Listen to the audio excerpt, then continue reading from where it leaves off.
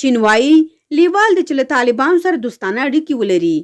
سره له دې چې تر اوسه هېڅ هېواد نه دی ویلي چې د طالبان نوی حکومت په رسمیت وپېژني او که نه، چین وایي لیوال دی چې له طالبانو سره دوستانه اړیکې ټینګ کړي. د سینوها خبري اجانس راپور له مخې په پیکینګ کې د چین د بهرنۍ چارو وزارت وین ویهوا چونینګ د طالبانو لاسته د کابل له لوېدو وروسته په یوه خبري غونډه کې وویل هېواد یې لیوال دی چې له طالبانو سره دوستانه اړیکې ولري. چین په تېرو څو کلونو کې په ځلونو طالبان پیکینګ ته وربللي او د روغې جوړې ترڅنګ یې له هغو سره په افغانستان کې د چین د پانګونې په اړه خبرې کړي دي. د چین د بهرنۍ چارو وزارت وین وی هم دې موضوع ته په اشاره کې ویل طالبانو په ځلونو ځله له چین سره د ښو اړیکو لرلو هیله څرګنده کړې او د افغانستان په پراختیا بیارغونه کې د چین د ګډون غوښتنه کړې ده. د چین د بهرنۍ چارو وزارت وین وی په عین حال کې ویل چې چین د خپل برخلیک د ټاکلو لپاره د افغانانو حق ته درناوی کوي او چمتو دی چې له افغانستان سره دوستانه اړیکو او همکارۍ ته دوام ورکړي.